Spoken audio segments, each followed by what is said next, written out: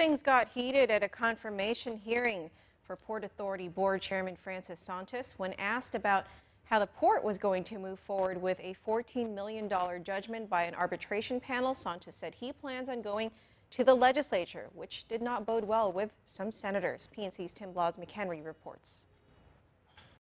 After testimony ended for and against Francis Santos being reappointed to the board of directors for the Port Authority, the senators on the Committee Transportation began to drill him on how he, as chairperson, would deal with the looming $14 million the port was ordered to pay by an arbitration panel. Of course, when we have to pay that $14 million, we have to go to the legislature and also the PUC will be involved in this payment.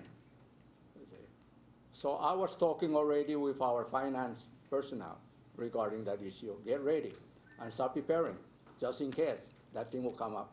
Earlier this year, the Port Authority was ordered to pay $14 million to Guam YTK, a company owned in part by some members of Governor Eddie Calvo's family. Guam YTK's 45-year lease was terminated by the port in 2008 for what the port says was failure to make good on its lease payments. Senator Roy Respicio wondered why the taxpayers would have to pay for the $14 million judgment to Guam YTK, according to Santos.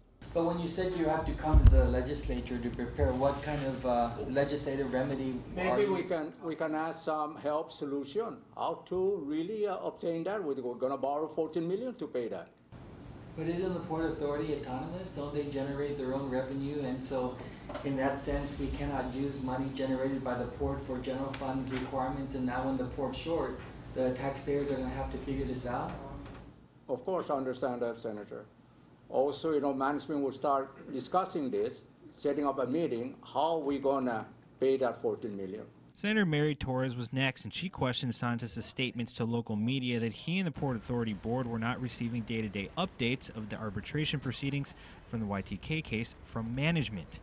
She points out that by Guam law, the Port Authority Board should have been kept abreast of the YTK case. So in other words, the general operation of the port is beholden by the port board.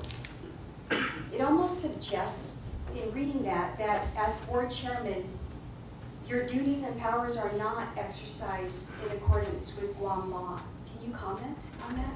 Santos replied that the Port Authority Board is a policy-making board, and the day-to-day decisions, such as the arbitration proceedings, are up to the management of the port. Meanwhile, Port General Manager Joanne Brown and Deputy General Manager Felix Pangilinan testified for the reappointment, while Community Advocate Ken Leon Guerrero and former Port Board member Joe Camacho testified against the reappointment of Santos. For PNC News, I'm Tim Blas-McHenry.